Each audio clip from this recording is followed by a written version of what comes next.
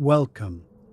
700 years ago, ordinary villagers survived winters colder than silence, hunger sharper than fear, and lives governed by routines we can't even imagine today.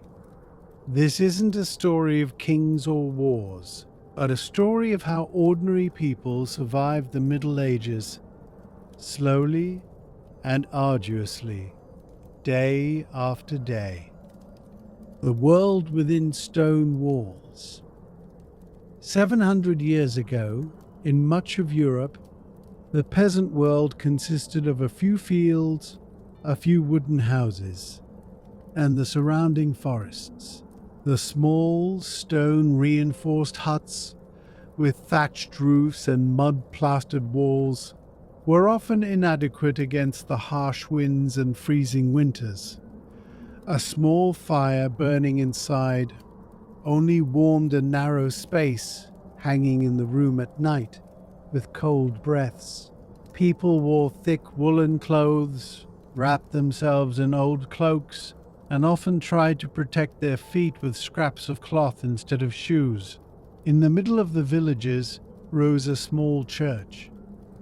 It served both as a place of worship and a refuge for the community. The ringing of the bell was not only a call to prayer, but also a warning of fire, attack, or approaching storm. For the peasants, time was measured by the sunrise and sunset. Seasons, not calendars, determined life. Spring meant planting, summer meant reaping, autumn meant harvesting, and winter meant survival. Children started working early, tending to the animals, carrying wood, and helping their mothers. The elders would sit by the fire, recounting past famines, harsh winters, and epidemics. These stories weren't meant to frighten, but to remind people what it meant to survive. For in this world, comfort was rare, and abundance was almost like a fairy tale. The village's main living space was not their houses, but the fields. They would rise before sunrise, take the animals out of the barns, and shoulder the plows. The soil was hard, muddy, and often infertile. Because iron tools were expensive, many farmers worked with simple wooden plows, relying on the heavy stride of oxen. Working for hours bent over would bend their backs, cover their hands with calluses, and wear down their joints at a young age. The majority of the harvest went to the feudal lords. The villagers could only keep a small portion of the wheat, barley, or rye they sowed for themselves. The rest went as taxes, sometimes offered to the church. A bad harvest meant famine. People would gather weed roots, add wild herbs to soups, and share bread over several days. If the rain didn't come on time, the crops would dry up. If it rained too much, they would rot.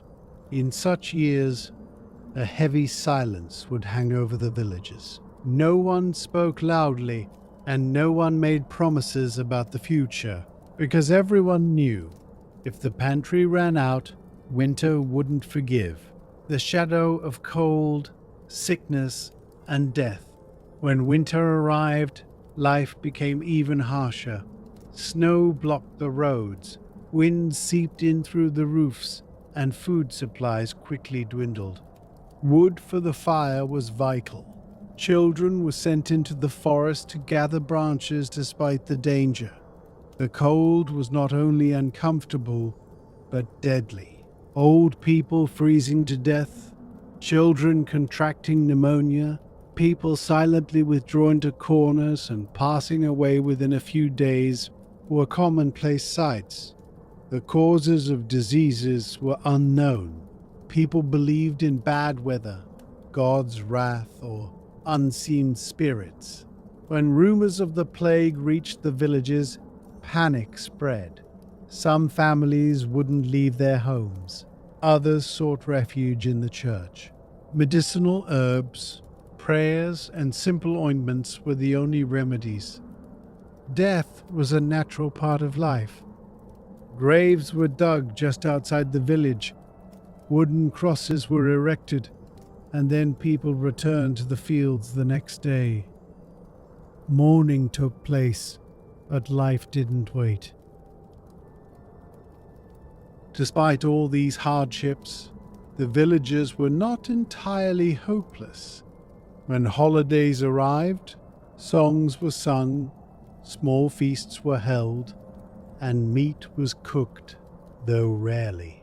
Storytellers recited epics around the fire, and children had the opportunity to laugh. People needed each other. If someone's house burned down, everyone rushed to help. And if someone was sick, their fields were plowed by their neighbors. This solidarity was the key to survival, because in the Middle Ages, individual strength was not enough. The village was like a single organism. If one fell, the others would support them. Hardships were shared, and hopes were shared as well. Because we had now understood this. These people were not just living, every day they were surviving. And then things would get even harder. We will see this clearly in the video's transmission times. We will enter the years of famine, the harsh winters, and the disasters that brought a village to its knees. The year of the insufficient harvest. There were some years when villagers felt, deep down, that something bad was approaching, even before the summer ended. This feeling was evident from the heavy clouds hovering in the sky, the changing direction of the wind, or the fact that the ears of grain were shorter than usual. People working in the fields would look at each other, sharing the same thought without speaking. This harvest would not be enough. Wheat with thin stalks, half-empty cobs, bundles of barley beginning to rot. All were silent harbingers of the hard times to come. When harvest time arrived, the baskets were not as full as before.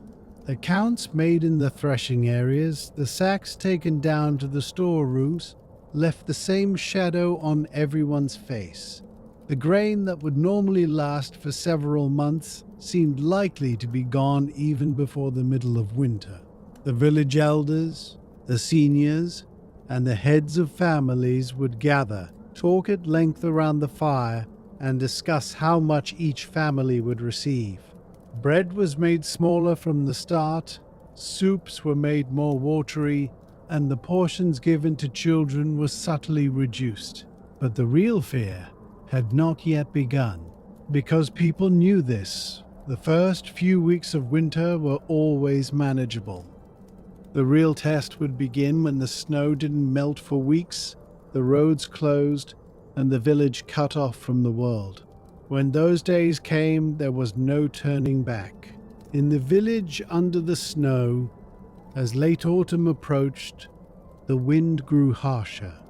The sky remained perpetually grey. Then the first snow fell, at first silent and light, then it thickened, becoming a heavy blanket that weighed on the roofs and wiped away the paths. Villagers cleared the fronts of their houses, locked the animals in the barns, plugged the windows with rags, and tried to prevent the cold from seeping through the doors. As winter progressed, the world shrank. Going into the forest became dangerous. Game animals disappeared, and the roads to distant villages became invisible. People used almost only the few meters between their houses and barns. Days were spent around the fire, everyone thinking the same question: how long will the provisions last? Children became quiet, the elderly began to cough more, and mothers tried to hide their faces while stirring the pots, because every pot that was nearly empty reminded them of the approaching emptiness. Every sack taken from the pantry showed how much less there would be when it was opened again, And as the wind howled outside, the fear inside people grew just as rapidly. The silent arrival of hunger. Hunger didn't arrive in villages shouting. It didn't knock on the door. It crept in slowly. It began with people becoming more easily tired. Then the children's faces would turn pale, their eyes widen. Bread would become thinner, meat would almost disappear, and the vegetables in the soups would become countable. Some families would secretly grind their last seeds, cooking the grains they had saved for spring. This decision was difficult because it meant the loss of hope for the coming year. But surviving a hungry winter was more urgent than waiting for a distant summer. People went to the forest to peel bark, gather roots, and search for frozen fruit. Previously inedible herbs were added to the soups. Some writhed in stomach pain, others became bedridden within days. And at this point, whispers would begin in the village. That family has food. Their pantry is full. These words weren't spoken openly, but were conveyed by glances around the fire at night. Hunger changed not only the body, but also how people looked at each other. Times when there was no alternative to waiting. When the darkest days of winter arrived, the villagers stopped counting the time. The days became one another. The nights grew longer and longer. The sound of the wind, the noise of snow falling from the roofs, and the distant howling of wolves all fueled a single feeling: uncertainty. No one questioned whether spring would truly come. The real question was, how many people could survive until then? In some houses, the fire was not extinguished because there was no more wood to burn. People slept in the same bed, shared blankets, and tried to keep warm by counting their breaths. The sick increased, and the candles lit in the church grew more, and a heavy silence hung over the village. But beneath this silence, everyone felt this. This was not just a bad winter. This was the beginning of something bigger to come. Because later, we will tell the story of the true face of famine, the fears of epidemics that devastated villages, and the darkest days when people were tested. The soil is growing weary. For the villagers, the seasons no longer worked as they used to. The regular springs, balanced summer rains, and fields that turned golden at harvest time, as described by their grandfathers, were gradually becoming memories. In recent years, the language of the soil had changed.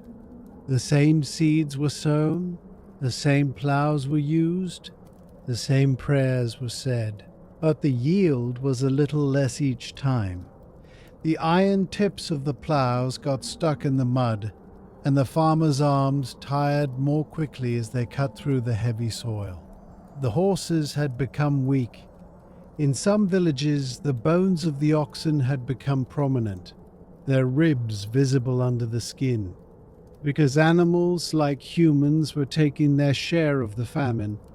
Insufficient feed, harsh winters, and incessant rains had eroded the herds. Men bending over the fields scooped up the soil in their hands, crushing it between their fingers, fearing that the seeds in the mud might be rotten. Some knelt down, sniffing the soil, searching for that once bountiful scent they had smelled. But now the soil was heavy, cold, and unwilling. It was as if he no longer wanted to answer people. The conversations in the village square had changed too. Previously, they talked about weddings, newborns, and newly acquired plows, but now everyone whispered the same thing. This year doesn't look good either. Another voice added, "It could be worse than last year." And these words swept through the houses like a cold wind. The priests had begun to offer longer prayers in the churches. The bells rang frequently, and the congregation knelt, praying for the rain to come in due time. Some villagers believed the land was cursed. Others said the sky had turned its back on them. Some were silently calculating how many sacks of grain were left in the pantry. How many months could they survive this winter? And although no one said it aloud, everyone carried the same question within them. What if this land can no longer feed us? When autumn arrived, the usual hustle and bustle was absent from the villagers. Normally at this time, granaries would overflow. Sacks of grain would pile up in front of houses, and women would bake bread for days. Children would run among the haystacks, and men would celebrate the weariness of preparing for winter by opening beer barrels. But this year, the cellar doors were opened timidly. When the wooden lids were lifted, what rose from inside was not pride, but anxiety. Half-full sacks, thinly stacked bags of barley, bundles of wheat beginning to mold. Some families were covering the last sacks they had hidden in the corner of their cellars so that no one would see them, because now was a time for concealment, not abundance. The women kneaded the bread dough more carefully. The flour measurements had been reduced, and the dough was being made more watery. In some houses, ground peas, leftover shelled grains, and even acorn flour were added to the bread. No one liked the taste, but it filled their stomachs, at least for now. The children were the first to notice portions on plates had shrunk, and soup bowls were shallower than before. A second ladle was rarely seen at dinner. "We're saving for tomorrow," mothers would say. But what tomorrow would bring was uncertain. In some villages, people gathered in front of the church demanding that the Lord's granaries be opened. The landowners, meanwhile, had taken precautions. Castle gates were more tightly closed, and guards patrolled the storehouses. Because famine didn't just bring hunger, it brought fear too. At night, whispers circulated in some houses. There was talk of a neighbor secretly considering going to another village, of a family trying to sell their cows, of someone else even grinding and eating their seed wheat. And the truth beneath these conversations was this: winter was approaching, and the pantries weren't as full as they should have been. The snow had fallen early. The white blanket, which normally appeared in late December, had settled over the fields in November. The frozen ground had hardened, and the roads were as slippery as glass. The wind howled through the houses from the forests, scattering the smoke rising from the chimneys. Even the inside of the houses was cold. The stones in the walls were icy, the earthen floor damp. People huddled together in the same bed at night, separating themselves from their animals only by a thin wooden wall, because warmth was now the most precious thing. Wood supplies were rapidly running out. Some villages had begun to tear down and burn fences. Broken agricultural tools, old chests, even the planks from collapsed huts were being thrown into the stoves. Bringing wood from the forests was dangerous. The roads were closed, and wolf tracks were clearly visible on the snow. Hunger was slowly but surely advancing, but it was not stopping. People woke up more listless in the mornings, making it difficult to work throughout the day. Some had sunken faces, their cheeks hollow. The elderly tired more easily, and the children became quieter. The villages no longer echoed with laughter, only the sounds of the wind and creaking doors echoed. Diseases had arrived with the cold. Weakened bodies succumbed more easily to coughs, fevers, and infections. The priests were now praying not only for rain but for survival. Some nights people would wake up, look into their storerooms in the dark, and feel for the last sack of provisions. Just seeing it there brought them temporary relief. But everyone felt this winter was no ordinary winter.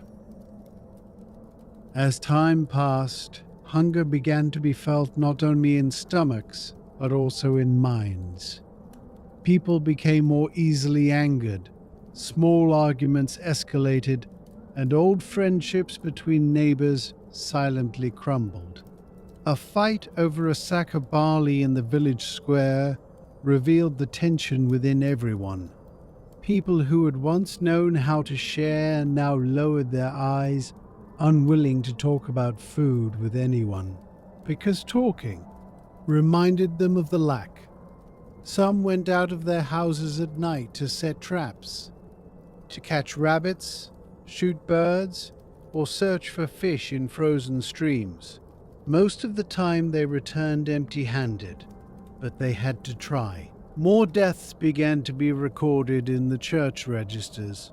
First the elderly, then the weak, then the children. The sound of the bells echoed more frequently in the village, and the hope within people was slowly diminishing. Now everyone knew this. This was not just a bad year. This could be the beginning of something that would last a long time, because now it wasn't just a matter of a poor harvest. It was about survival. Famine was no longer just a rumor. It had become a fear that spread from village to village. At first, people thought it was just another bad harvest year. They said there had been too much rain, that the frost had come early, that the soil had been unproductive this time. But as the months passed, the granaries emptied faster, the millstones turned less, and the baskets in the market squares grew lighter. The sacks of flour shrank, the loaves of bread thinned, and prices rose a little more each week. When the villagers looked at the fields, they saw only mud and rotting ears of grain. The earth seemed to have taken back what it had given. The animals grew weak, the cows gave no milk, and the horses could no longer pull the plow. Some families began to trade their most valuable possessions, copper pots, woolen blankets, even wedding rings, for a few sacks of barley. These exchanges, initially done with shame, gradually became a common sight. The roads began to fill. People were leaving their villages, walking to regions where they believed there would be a better harvest. With bundles on their backs, children beside them, and weary animals in front. Their eyes held only one question: will there be food in the next village? But often the answer was disappointment. Doors closed, granaries locked, and strangers were met with suspicion. Priests spoke of patience in their sermons. Some said it was a test from God. Others whispered that people were paying the price for their sins. But these words meant little to an empty stomach.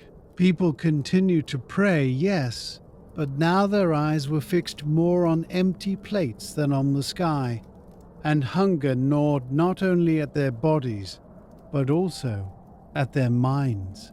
People became more easily angered. Small arguments turned into big fights. Shouts grew louder in the marketplaces. Queues lengthened in front of the mills. And news of thefts from granaries arrived at night. The fabric of society was slowly unraveling, unnoticed. As the famine intensified, something else was also disappearing. Trust. The last loaf of bread, once shared among neighbors, was now hoarded secretly. New locks were fitted to granary doors, and the number of villagers keeping watch at night increased. Discussions in village councils became heated, and whispers circulated about who was stockpiling how much. Nobles and landowners were also restless. Their incomes were falling, tenants couldn't pay taxes, and fields lay fallow. Some increased military protection and guarded their warehouses more tightly. Others, in desperation, imposed new taxes, further fueling popular anger. The situation in the cities was different but equally dangerous. Long queues formed in front of bakeries, and guards patrolled to maintain order. Even a rumor was enough to create panic. There's no flour left. No new shipments will arrive. The warehouses are empty. These phrases stirred up crowds, leading to jostling and sometimes small riots. Children fell ill more frequently, and the elderly couldn't survive the winter. But medical knowledge was limited. Often all that could be done was keep warm, pray, and wait. Cemeteries were slowly filling up, but no one wanted to speak aloud about why. Caravans were beginning to be attacked on the roads. Routes once teeming with trade were becoming risky areas. Merchants were hiring armed guards, some cancelling their expeditions altogether. This further reduced the flow of food, creating a chain reaction of crisis. And everyone felt that this wasn't just a temporary hardship. This was a sign of a larger crack seeping into the system. When people began searching for explanations, the answers were often fueled by fear. Strange stories circulated in village squares. Some spoke of bizarre lights seen in the sky. Others claimed to have seen shadows roaming the fields at night. Some said the wells were poisoned. Others whispered that God had abandoned humanity. Religious leaders tried to calm the crowds, but sometimes even their words gave rise to new fears. When the signs of the apocalypse were mentioned, people looked at each other more closely and closed themselves in their homes earlier. Prayers lengthened, services became more crowded, and people knelt in candlelit churches begging for salvation. In some places, hostility towards foreigners increased. Migrating families were viewed with suspicion, thought to bring disease or steal food. Rumors spread faster than facts. A fight in one town could be talked about in a village hundreds of kilometers away within days. The nights were quieter, but this calm was born not of peace, but of unease. Doors closed early, windows were drawn, and people whispered around the fire. No one wanted to say aloud that they were afraid, but everyone was afraid. And it was in this very atmosphere that the resilience of society began to be tested. Some continued to help each other. Communal pots were set up, and the last remaining food was shared. But in some places, hunger spread faster than compassion. As months passed, people realized that this crisis hadn't arisen from a single cause, nor did it have a single solution. Climate, economics, politics, and human fears were all intertwined. Everything was collapsing on society like a complex web. The roads were still full, migrants were increasing, some regions were almost completely deserted. Abandoned houses, broken fences, decaying fields. These scenes had become commonplace. Children were growing up without remembering the villages where they were born. The elderly were watching the world they knew slowly disappear. Authorities were searching for solutions, but resources were limited. Some cities were trying to stockpile, some were encouraging trade, and some were taking harsh measures. But every decision created a new problem. When taxes were increased, anger rose. When trade was restricted, scarcity deepened. And amidst all these developments, people were unknowingly approaching another threshold. Because the more fragile a society becomes, the more vulnerable it is to major catastrophes. This chapter stops at precisely this point, because it was no longer just about hunger, it was about whether a world could withstand it. And in the next episode, we'll see how this fragile system is shaken even further. As the mid-14th century approached, the rhythm of ordinary life in Europe had begun to unravel almost imperceptibly. Peasants working in the fields were no longer reaping the harvests of their crops, and the yield from the land was weakening year after year. Long rains had rotted the crops, followed by harsh winters that had decimated herds of livestock. Grain granaries emptied instead of filling, and the usual crowds in village squares had been replaced by silent waiting. People went to the markets, but often returned empty. Chronicles described this period as if the world held its breath. Everyone sensed that something was wrong, but no one could predict where it would lead. Village elders spoke of difficult times in the past and urged the people to be patient. Priests spoke more of repentance in their sermons and of signs from heaven. Merchants whispered that the roads were no longer as safe as they once were, and that unrest was breaking out in some towns. The situation was no different in the cities. The number of ships arriving at the ports was decreasing, goods were becoming more expensive, and queues were growing longer in front of the bakeries. People were queuing early in the morning to find bread, and some were returning empty-handed in the afternoon. Everyone had the same question on their face. Was this just a bad year, or the beginning of something bigger? But no one knew yet what the real storm was. Rumors circulating along trade routes were initially vague, then gradually became more frightening. Caravans arriving from the east reported strange illnesses in some port cities. There were stories of sailors dying on the ships and some city gates being closed. Initially, these were perceived as bizarre tales from distant lands. Europe had experienced epidemics before. Most people thought this too would pass, but as time went on, the reports multiplied. Routes were formed, not marked on maps but spread by word of mouth. One port name, then another city, then a town. Chronicles described this spread as an invisible shadow following the trade routes. Because the disease did not advance like armies, it knew no borders, it did not knock on doors, it mingled directly among people. In some places, city administrators tried to take precautions. Arriving ships were held outside the port, passengers were questioned, and foreigners were viewed with suspicion. But trade had stopped.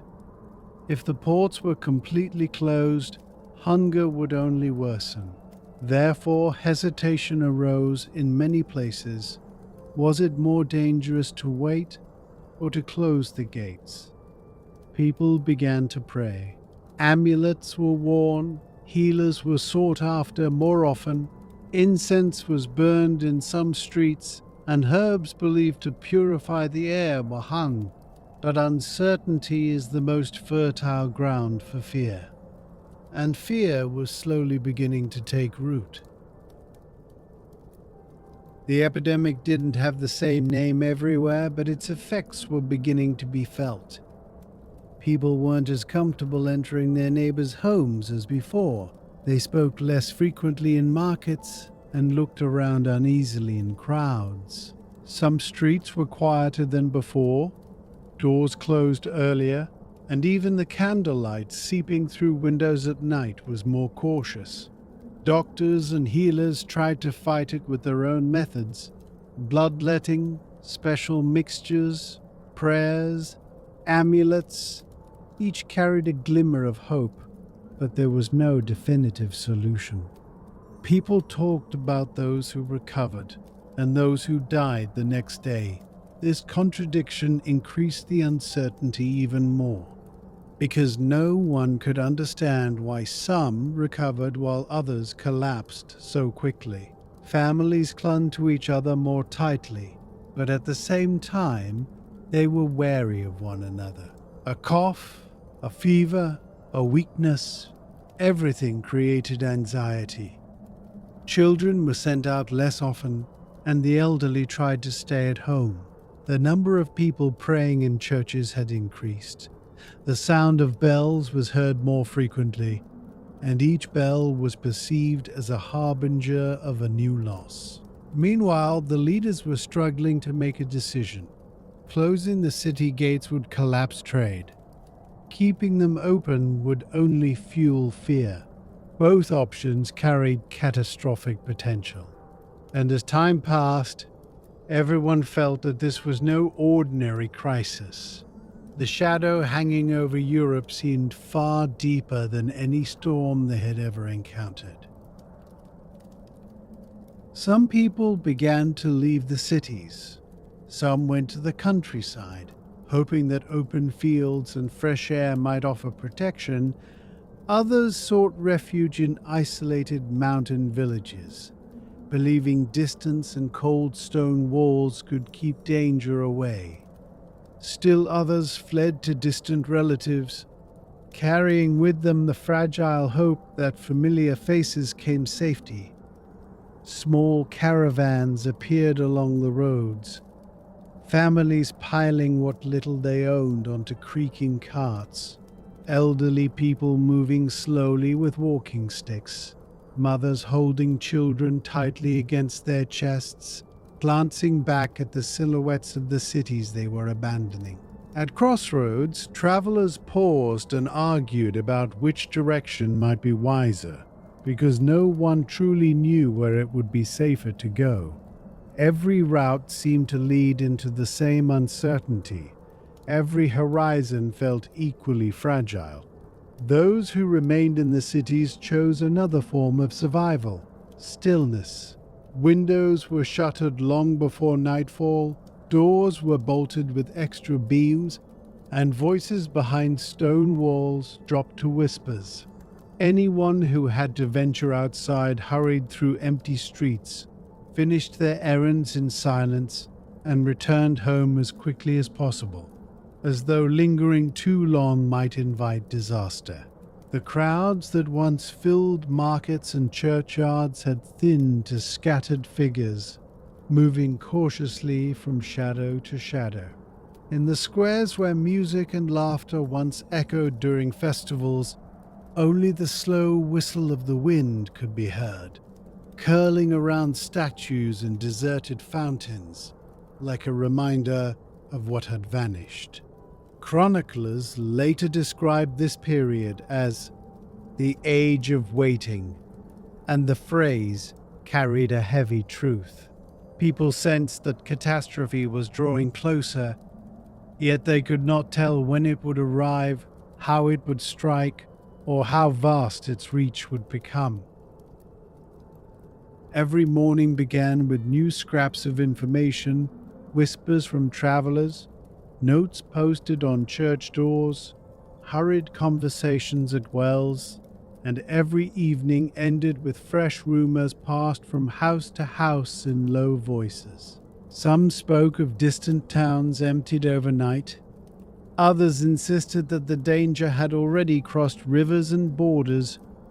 Hope and fear became inseparable companions, tangled so tightly that one could not exist without the other.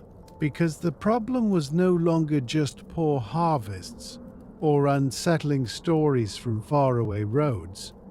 It was something that moved unseen, something that slipped through gates and along trade routes. An invisible enemy was knocking at the door, and Europe, still did not yet understand how vast that shadow truly was, or how deeply it was about to carve itself into the lives of everyone who waited behind those closed windows and locked doors. In many European cities, mornings no longer began as they once did. The sun rose, fog slowly rose over the rivers, but the streets lacked the expected hustle and bustle. Stalls opened in the markets, but the number of customers steadily decreased, and bakers began selling bread in smaller portions. Ships were held for days in the ports before docking. Captains were questioned, and cargo lists were checked repeatedly. City administrators feared a complete halt to trade, but also sensed that uncontrolled entry and exit would bring an even greater disaster. As the gates closed, rumors grew. If a city locked its gates, something terrible must have happened. People exaggerated the news, and each word spreading from ear to ear grew darker. "Everyone in that town is dead," people whispered. "There's no one left in the streets." The line between reality and fear had blurred. In churches, prayers grew longer, priests spoke of God's wrath in their sermons, and crowds knelt begging for forgiveness.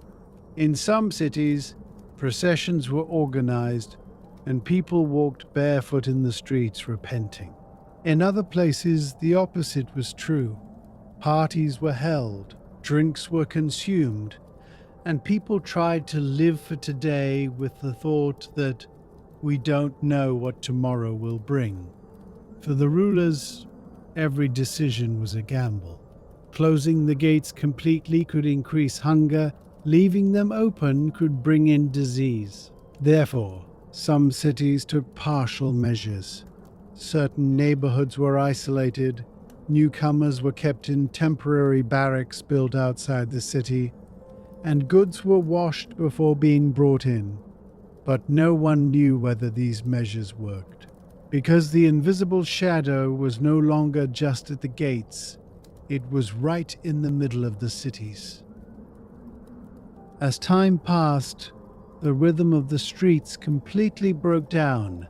The narrow cobblestone streets where children once played were now quieter. Windows were opened less often. People tried to cover their faces when they went outside, and they avoided crowds. Signs were drawn on the doors of some houses, and no one approached families who were thought to be ill. Doctors were now constantly called in. They wandered from street to street with their bags, examining patients, often shaking their heads helplessly, because the methods they knew were not working, and the treatments applied sometimes weakened the patient even more. Bloodletting became common, herbal mixtures were tried, and prayers accompanied the process. But the death rates did not decrease.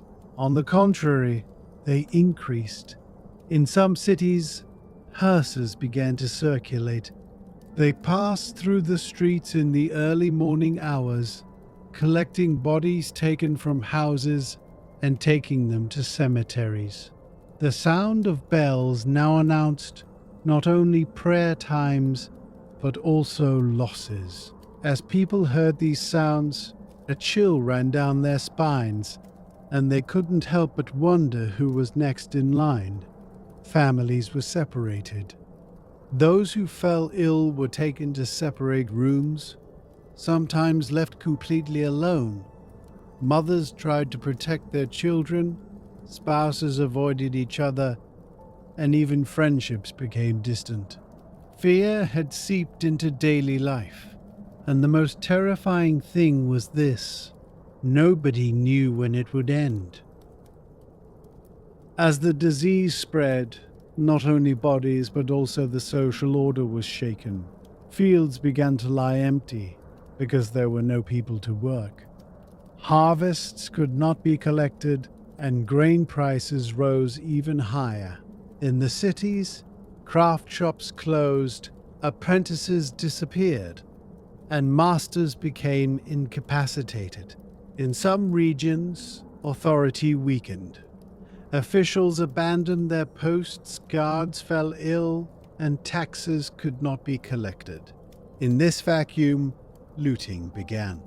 Warehouses were targeted, bakeries were raided, and armed groups roamed the streets at night. People began to avoid going out alone. At the same time, accusations increased.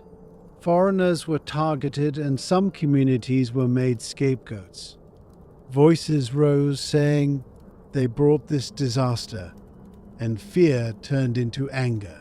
This anger further shattered the already fragile order. Debates in city councils became heated. Some wanted stricter quarantines, while others argued that a complete halt to trade would kill more people than starvation. Every decision had a price, and that price was often paid by the people. Now, it wasn't just disease circulating in Europe. Uncertainty, chaos, and insecurity were also spreading. The death records kept by the priests were filling page after page. One day, a few names were written. The next, dozens were added. Cemeteries were being expanded. New areas were being opened. Sometimes mass burials were taking place. Finding coffins had become difficult. In some areas, people were burying their loved ones wrapped in simple shrouds. Chroniclers were recording these days with trembling hands. So many people died today. No one is left in this neighborhood. Even the priests have fallen ill. These notes were silent cries left for the future. Those who survived woke up every morning, looked in the mirror, checked themselves, looked for fever, and listened to their breathing. Daily life had become a matter of survival. People weren't planning for the future. They were only trying to get through the day. Because now these questions were being asked. Was this a punishment? Was it a divine test? Or was it a natural disaster that humanity couldn't understand? There were no answers. Only increasing graves, closed doors, and a heavy silence that had fallen over Europe. As winter advanced, the roads of Europe began to present a strange sight. The cobbled paths, normally filled with trade caravans, peasants, and travelers, now carried a different crowd, those fleeing. People left their homes, taking only the most essential belongings with them, abandoning the rest to their fate. Chests were hastily tied, sacks half filled, and bundles loaded onto the backs of animals swayed with every step. The faces of those traveling the roads bore the same expression: indecision, wariness, and a fear they tried to suppress. Some headed towards the countryside, hoping for protection in the fresh air. Others climbed to mountain villages, believing that the tall stone houses and narrow passes might offer shelter from the unseen danger. But no route offered true safety. In inns, people whispered to each other where they came from, recounting which towns had fallen silent, which cities had closed their gates. Rumors spread like a cold wind from one stop to another. Those who remained in the cities had chosen another defense mechanism: isolation. At night, wooden shutters were drawn across the windows. Doors were double locked, and courtyards were left empty. Footsteps echoing in the streets were heard less frequently, and people had begun to keep their distance from one another. Shopping in the markets was done quickly, and no one engaged in long conversations. Church bells still rang, but the congregation rows had thinned out. This was no longer just a fear born of hunger or a bad harvest. People felt something approaching, something they couldn't define, couldn't name, but something that was being talked about more and more each day. And this was the most frightening thing. No one knew exactly what they were facing. Chronicles would later call this period the Age of Waiting, for people sensed the coming catastrophe, but its time, form, and magnitude remained shrouded in a veil of mist. Each morning they awoke to new reports: gates closing in another city, ships halted in a port, streets suddenly emptying in a town. Each evening they went to bed with new rumors. Some said it was divine punishment, others tried to deduce ominous signs from the alignment of the stars, while still others spoke of an invisible threat brought by strangers traveling the trade routes. Squares were no longer as crowded as before. Singers, storytellers, and traveling actors were rarely seen. Conversations in inns were hushed, and imperceptible distances were maintained between tables. People looked suspiciously at anyone who coughed, turning their faces away and quickening their pace. City administrations didn't know exactly what to do. In some places, markets were cancelled, and in some ports, ships were not allowed to dock. Gates closed early, and guards intensified their night patrols. But all of these were like blind moves against an unknown enemy. And that enemy was not yet visible. That's where people's fear stemmed from. The unseen is always more frightening than the seen. In this atmosphere of uncertainty, people began to turn to different paths. Churches began to fill, people lit candles, knelt and prayed for salvation.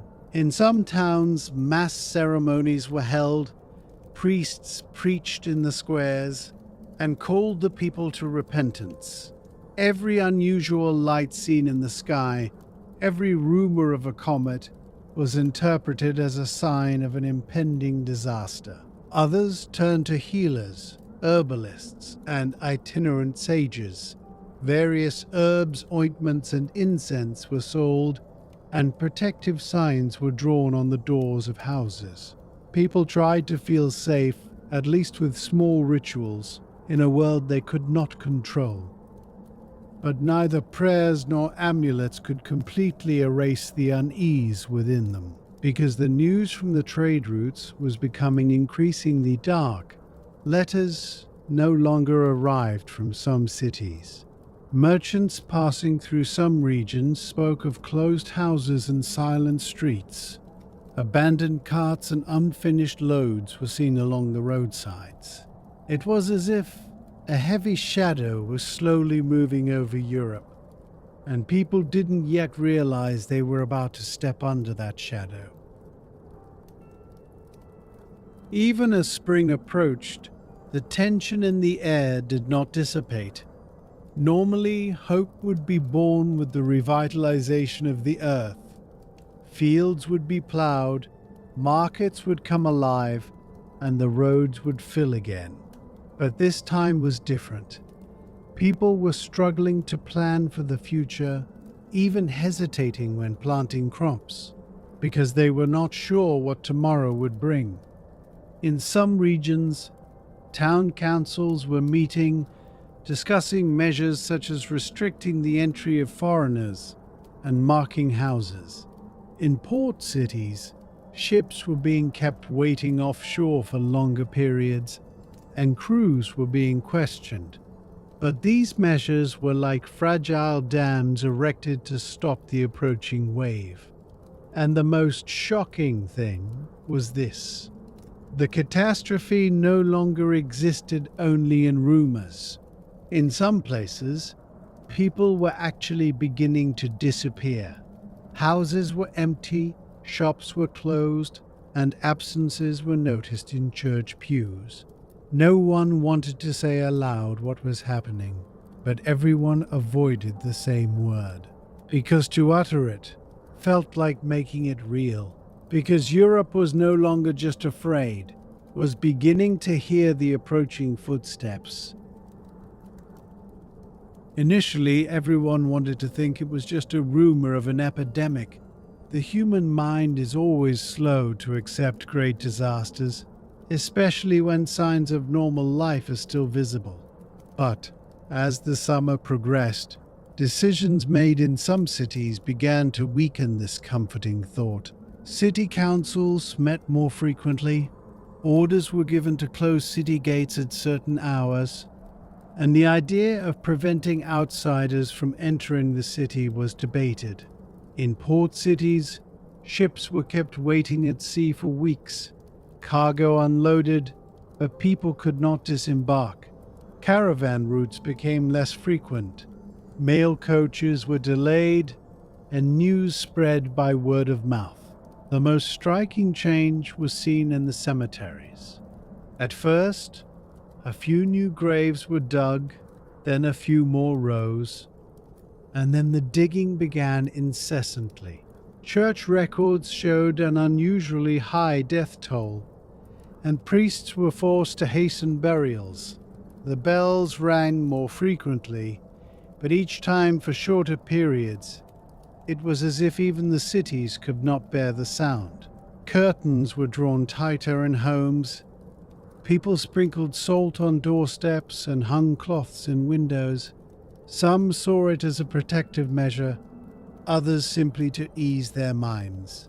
But whatever the reason, these same behaviors were beginning to appear everywhere, and these recurring signs were no longer escaping anyone's notice. The name of the catastrophe was still not spoken aloud, but everyone revolved around it. In the marketplaces, people kept their distance, avoiding eye contact as goods changed hands. Conversations in bakery lines were shortened, and the whole line fell silent when someone coughed. Children were not allowed out of their homes, and the elderly had disappeared from doorsteps. In some cities, authorities tried to keep those suspected of being ill indoors, ordering them not to go out into the streets. Signs were drawn on doors, warning people not to approach certain houses. Whether these signs were official or drawn by fearful neighbors was unclear. Traveling healers filled the squares, selling various elixirs and remedies. People were buying hope because uncertainty was the most expensive fear. Prayers increased in churches, some priests saying this catastrophe was a test of humanity, while others were calling for repentance. But the common feeling underlying all these efforts remained unchanged. Fear was no longer individual, it had become social, and this was the true beginning of the catastrophe.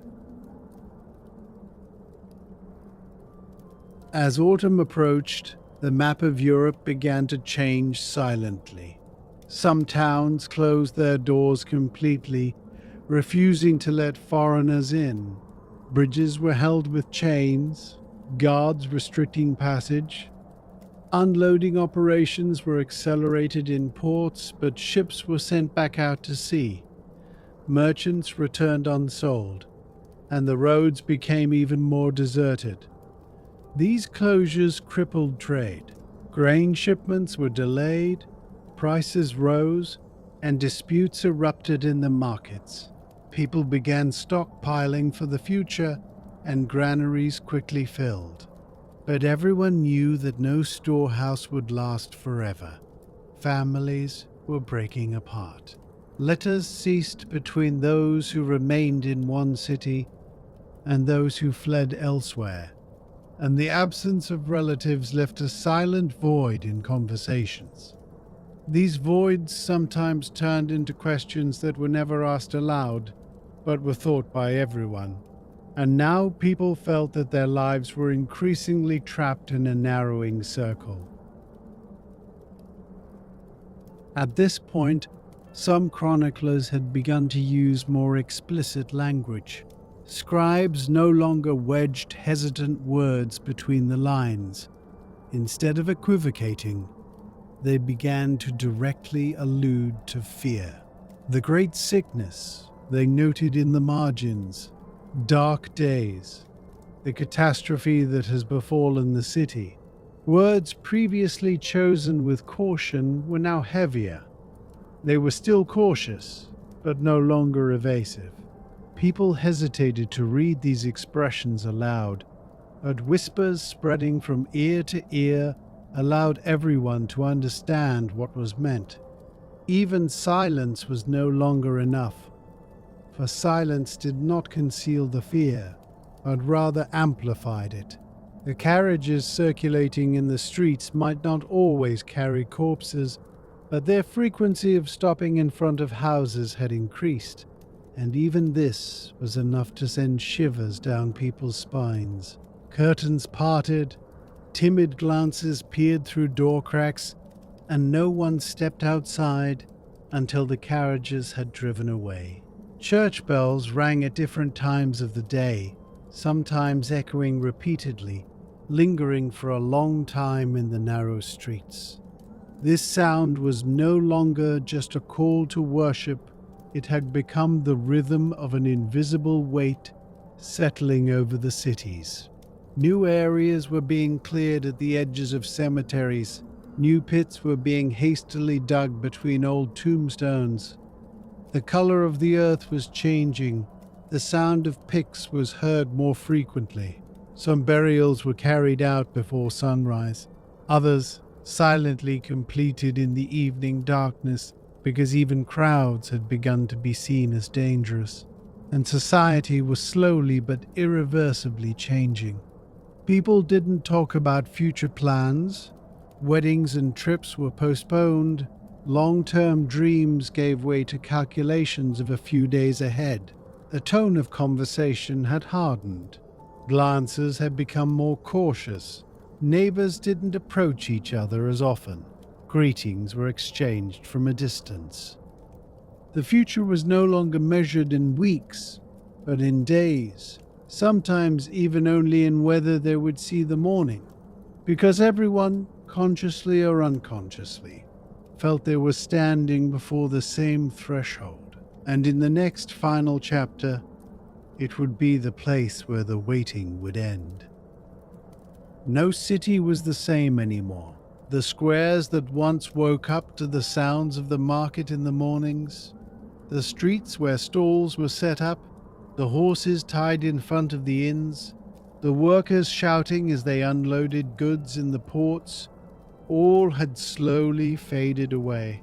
They had been replaced by whispers, the muffled echo of church bells, and the heavy breaths behind closed doors. People all over Europe felt the same thing. An invisible force was slowly but surely infiltrating everyone's lives. City gates were now kept closed, not only at night, but throughout the day. Guards stood on the bridges, foreigners were questioned, and the places of origin of travelers were recorded in registers. In the ports, ships were kept waiting at sea for weeks, and the crew was not allowed to disembark. Caravan routes had become almost completely silent. The paths that were once the lifeblood of trade were now filled only with dust carried by the wind. The interiors of the houses had also changed. Families gathered in the same rooms. Lamps were switched off early at night. Children asked questions, but the answers were left incomplete. Mothers sliced bread thinner. Fathers double-checked the locks on doors. People standing in front of windows watched every car, every shadow, every footstep passing in the street. Because everyone knew now, some cars didn't return empty. Churchyards were full. Prayers lasted longer, more candles were lit, and the priests' voices were heavier than ever. As people knelt, they looked not only to God, but also to each other, as if trying to understand whether the person opposite them would be there the next day. Funeral ceremonies had increased, but they were no longer crowded. Silent farewells, a few shovels thrown into the earth, then people quickly dispersing. Even mourning was experienced cautiously. and the chronicles. The scribes no longer hid between the lines. The ledgers filled, the ink ran out quickly, and phrases like great sickness, dark times, and deadly days appeared more frequently on the pages. Some wrote that it was a divine test, while others believed it was the result of human sins. But they all agreed on one thing: what was happening was not ordinary. The fabric of society was unraveling. Some families tried to leave the cities, seeking refuge in mountain villages with distant relatives in unknown towns. Small caravans, carts laden with belongings, elderly people leaning on their canes, mothers carrying their children in their arms were seen on the roads. But often, even the destinations were not safe. Doors were closed, towns looked at strangers with suspicion, and travelers were turned away. Those who remained withdrew into themselves. Windows were closed, doors sealed, houses turned into small fortresses. People tried to protect themselves while keeping their distance from one another. Even sitting at the same table now required courage. And in the midst of all this, life tried to go on. Some bakeries were baking bread, some blacksmiths were opening their doors, some children were playing quietly in the streets. People were seeking a semblance of normalcy even in the midst of disaster, because to completely stop would be like accepting that fear had won. But the nights made everything heavier. Bells echoed longer in the darkness. The streets seemed emptier. Candlelight flickered behind windows. Sleep was interrupted. Dreams faded, and people closed their eyes wondering if they would see the morning. And here, the story slows down, because this was no longer just a pandemic narrative. This was the fragility of humanity. How quickly societies can change, how established routines can unravel in a matter of months. And this was the fine line between fear and hope. What we see in this video: how cities shut down, how cemeteries grew, how the roads fell silent, how the records of history darkened, how people waited. And now, as we stand back at the end of this story, we see not only a past catastrophe, but also the most vulnerable state of human nature. Those who panicked, those who fled, those who prayed, those who resisted, those who accepted. And in the midst of all this, ordinary people trying to keep living, because great catastrophes are not shaped only by the decisions of kings or the movements of armies. They are written with bread shared in kitchens, with doors locked at night, with unfinished letters, and with candles silently extinguished. And perhaps the most important lesson is this: history doesn't just tell what happened in the past, it also reminds us, it asks questions, and it warns us. When the age of uncertainty returns, one day when doors close, when the bell rings more often, when the streets fall silent, and when people begin to drift apart, will we be able to notice? That's why this story is important.